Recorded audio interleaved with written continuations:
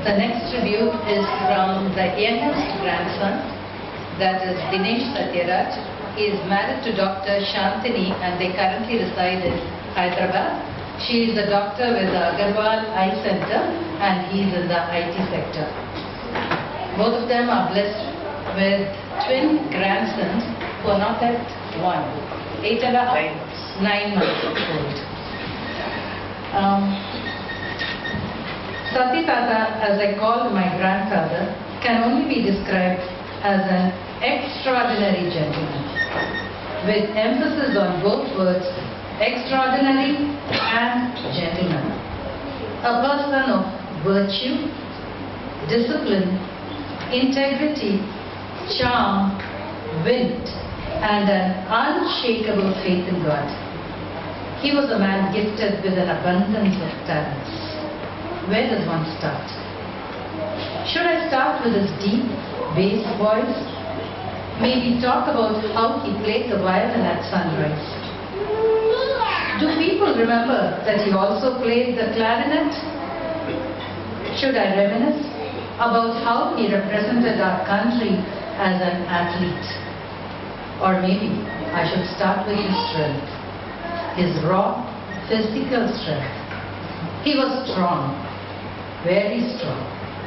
At the age of 60, he was still the strongest man in the family. At 70, he could still have a grip that could reduce a grown man to tears.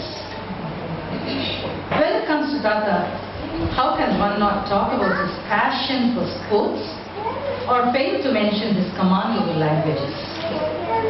One would have thought that with his English skills, Tata would have made an unbeatable Scrabble player.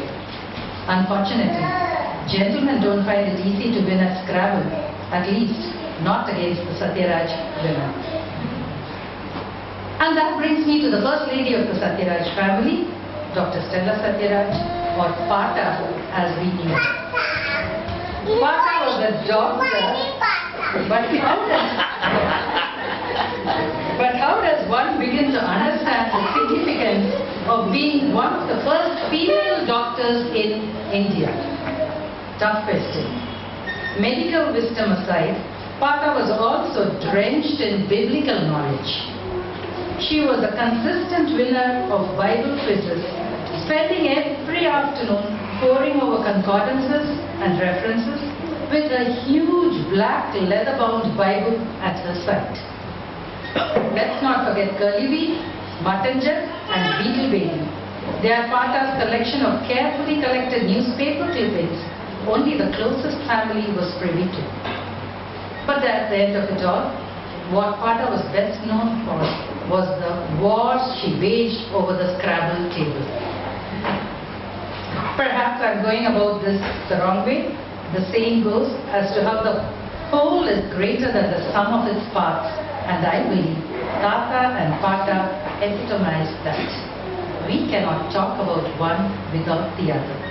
No doubt, they were extraordinary individuals, but more importantly, these extraordinary people came together to form an extraordinary family. They created a home that was singularly special to their 8 grandchildren. To us, it was a home with a rocking chair.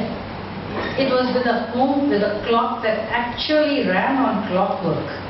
You could actually hear it go tick-tock.